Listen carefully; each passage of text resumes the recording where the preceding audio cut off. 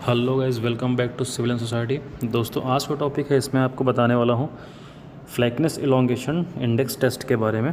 इन दोनों का हम कंबाइंड टेस्ट कैसे करते हैं, उसका रिजल्ट कैसे फाइंड आउट करते हैं। ठीक है, तो सबसे पहले तो आप ये जानिए कि इसको हम क्यों करते हैं, इसका नीड क्या होता है करने के लिए, हमें क्या क्या जानना होता है इसमें। तो सबसे पहले जान लीजिए, इसमें पार्टिकल साइज़ जो होता है एग्रीगेट का, वो हम देखते हैं 20 10 mm का। ठीक है, तो 10 का भी सेम होता है, बस सीप्स चेंज हो जाती हैं। 20 का भी सेम होता है, बस सीप्स चेंज होती है। किसी एक का भी अगर आपको पता चल गया तो आप दोनों कर सकते हैं। ठीक है, तो ज़रूरी ये है आपको कि इसमें हम पार्टिकल साइज़ उसको शेप देखते हैं। ठीक है, कि हमारा जो एग्रीगेट है वो बहुत इलोंगेशन में, लेंथ में ज़्यादा तो नहीं है और बहुत फ्लैकी तो नहीं है, मतलब पतला तो नहीं है। ठीक है, तो इसमें हम क्या क्या इसका इंस्ट्रूमेंट होता है पहले तो वो जान लो। इसमें हमारा यूज़ होता है, एक लेंथ गेज होता है जिससे हम इलोंगेशन टेस्ट करते हैं, दूसरा होता है थिकनेस गेज जिससे हम फ्लैकनेस इंडेक्स फाइंड आउट करते हैं। ठीक है दोस्तों, तो इसके बारे में हम अभी बात करेंगे कि कौन कौन सा शेप होता है, किस तरह से इसको किया जाता है। ठीक है, तो जो आप वीडियो में देख रहे हैं ये है हमारा फ्लैकनेस इलोंगेशन फ्लैकनेस टेस्ट हो रहा है। इसमें हम देखते हैं कि एग्रीगेट का कितना पतला है और कितना मोटा है। ठीक है, और इलोंगेशन जो आपने पहले वीडियो में देखा था वो इलोंगेशन इंस्ट्रूमेंट था। ठीक है, तो बस आप वीडियो में बने रहो, मैं आपको ऑन पेपर इसका फॉर्मेट भी दिखाऊंगा किस तरह से किया जाता है। ठीक है, इसका बहुत बड़ा यूज़ होता है इम्पैक्ट वैल्यू में। ठीक है, तो हमें एग्रीगेट का इम्पैक्ट भी चेक करना होता है, इसलिए इसको हम बहुत मस्ट यूज़ करते हैं। तो ऑन पेपर मैं आपको समझाता हूँ कैसे इसका फॉर्मेट तैयार होता है। ठीक है दोस्तों, तो गैस ये हमारा फॉर्मेट है, हम इस तरह से इसको पूरा डिस्क्राइब करते हैं। ठीक है, तो इसका आप चाहो तो एक बार इस सिर्फ इतने का स्क्रीनशॉट ले लो। ठीक है, पहले मैं इसको समझाने चल रहा हूँ आपको कैसे होता है अभी।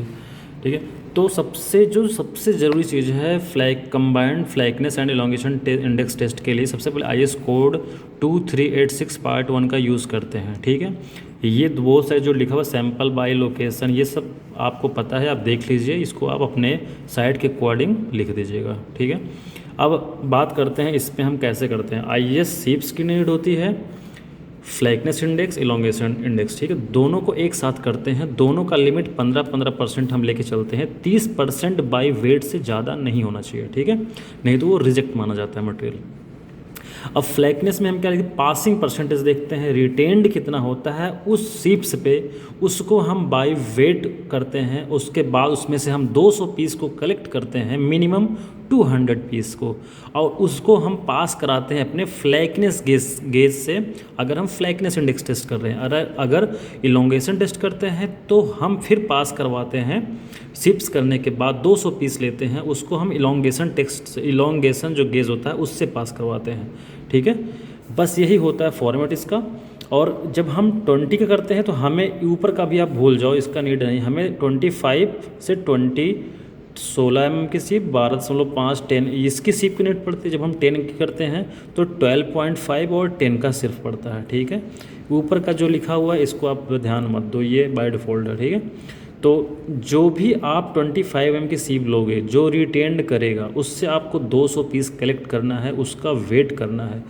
उसके बाद उसको आपको यहाँ पे लिख लेना है और उसको ले जा कर के आपको फ्लैकनेस गेज जो होता है जिससे में हम देखते हैं कि थिकनेस कितना है हमारे एग्रीगेट का, उससे पास कराओगे। जितना सैंपल पास होगा उसका वेट करेंगे और उसको हम फ्रैक्शन वेट से जब हम उसको डिसाइड करते हैं तो उसका फार्मूला देखो यहाँ पे लिखा हुआ है, flakiness percentage capital W equal to W2 upon W1 into 100 percentage निकाला जा रहा है। सिंपल सी थ्योरी है। तो फ्लैकनेस मतलब जो हमारा 200 पीस में पास हुआ है उसको डिवाइडेड बाय नीचे W1 जो हमारा टोटल वेट था उससे हम परसेंटेज निकाल लेंगे, यहाँ पे हम लिख देंगे उसको। Elongation same as it is. Elongation में हम क्या करते हैं, आपको ध्यान देना पड़ेगा, जब हम क्रॉस करते हैं तो फ्लैकनेस में फ्लैकनेस साइज की तरफ से पास करना होता है। इलोंगेशन में आपको इलोंगेशन जो लंबा साइज होता है एग्रीगेट का उसकी तरफ से उसको पास करना होता है, ना कि आप उसको परपेंडिकुलर हॉरिजॉन्टली पास कराना होता है, ना कि परपेंडिकुलर आप उसको वर्टिकली पास कराइए। ठीक है, नहीं तो सारा पास हो जाएगा आपको हॉरिजॉन्टली लॉन्ग लेंथ में पास करना होता है। तो जितना उसमें रिटेन करेगा उसको W2 के थ्रू आप उसको परसेंटेज निकाल लेंगे। ठीक है, उसका होता है इलोंगेशन का बस वही से W4/W3, ठीक है। तो ये हुआ आपका वेट, जैसे इसका ये होता है वैसे इसका वेट निकलेगा। 200 पीस कलेक्ट करेंगे आप, उसको हम यहाँ पे इलॉन्गेशन गेज में आप पास कराएंगे, दोनों का परसेंटेज निकालेंगे, 15% से ज़्यादा नहीं होना चाहिए। दोनों मिला के जब हम ऐड करेंगे, ये देखो combined flakiness and elongation index, capital W small w equal to यहाँ पे जो आया रहेगा परसेंटेज, उसको हम 30 से ज़्यादा नहीं होना चाहिए बाय वेट ऑफ सैंपल, ठीक है। ये चीज़ आपको देखना होगा, अगर 30 से ज़्यादा होता है रिजेक्ट होता है मटेरियल। तो ये है आपका, इसको आप स्क्रीनशॉट ले लो, इसी फॉर्मेट पे आपको काम करना है, ठीक है। IS कोड आपको देखना है, IS कोड इसका 2386 पार्ट 1 से हम करते हैं, ठीक है। तो उम्मीद करता हूँ आपको समझ में आ गया होगा, इससे ज़्यादा और कुछ नहीं होता, ठीक है। और बहुत ही इंपॉर्टेंट टेस्ट माना जाता है, ठीक है दोस्तों।